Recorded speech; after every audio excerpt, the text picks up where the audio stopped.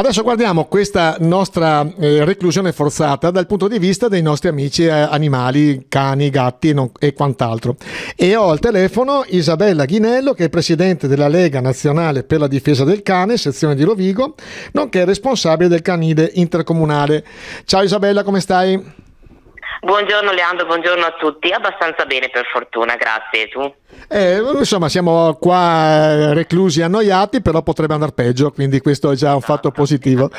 Che dire, stiamo guardando l'insofferenza che noi umani abbiamo a stare in casa, i nostri bambini che soffrono a stare in casa, e gli animali domestici come sono messi? Gli animali domestici pare che siano anche un motivo per poter uscire, fortunatamente, sempre nelle immediate vicinanze della propria abitazione, però fortunatamente proprio per rispondere a un'esigenza fisiologica dei nostri amici a quattro zampe si può uscire per la passeggiata, che è importantissima per loro.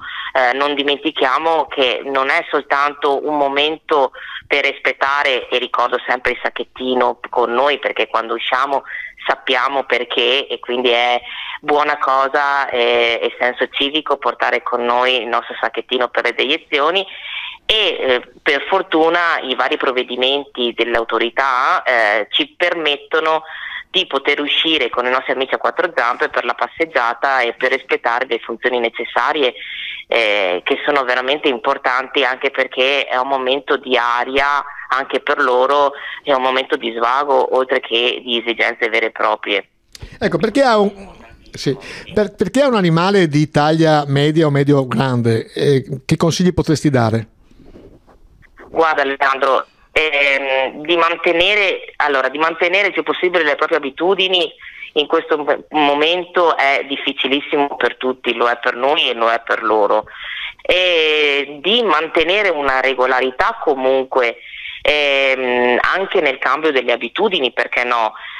Un animale, penso a chi abita in appartamento per esempio, che è la difficoltà più grande in questo momento, perché chi ha un giardino magari è possibile anche che possa uscire nel proprio giardino, anche se ci sono animali che per esempio non sono abituati a stare fuori per rispettare i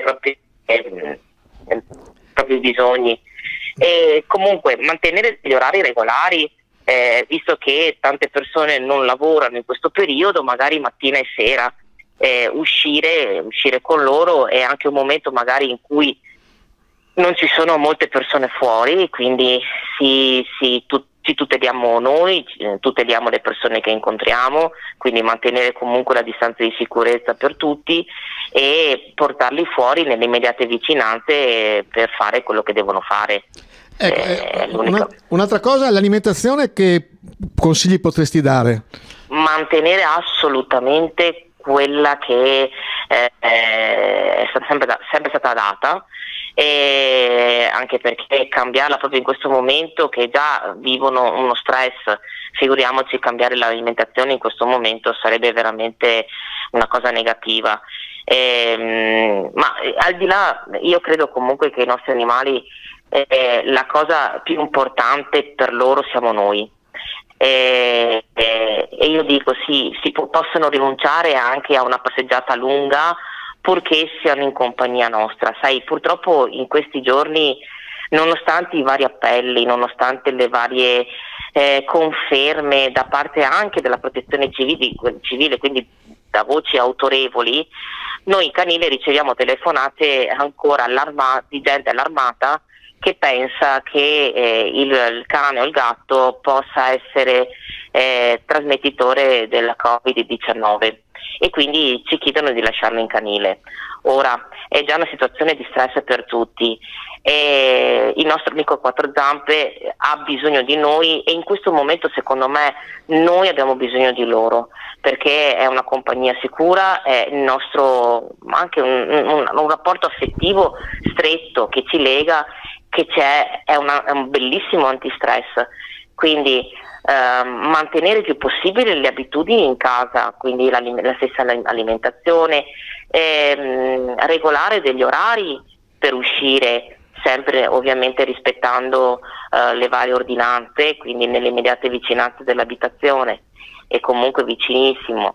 E 2 uscite, secondo me massimo 3, per quei cani che sono, penso a cani iperattivi per esempio, che hanno bisogno di fare molta attività, e magari impegnarli, perché no, con dei giochi, si chiamano di attivazione mentale, e magari rivolgersi al proprio veterinario o a un professionista che si occupa di educazione cinofila, per farsi insegnare qualche giochino semplice anche con il materiale che abbiamo in casa.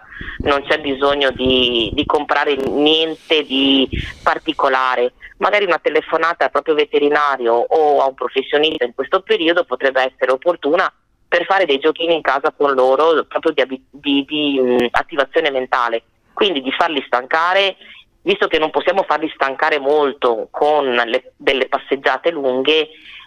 Magari è una buona cosa imparare qualche giochino da fare con loro, ed è anche un momento piacevole per noi, ci distraiamo da questa emergenza sanitaria, dallo stress di rimanere in casa forzatamente, e di apprezzare invece il fatto che possiamo condividere dei momenti di piacere con loro, con i nostri bambini, con delle cose positive, insomma, che facciano bene a tutti quanti.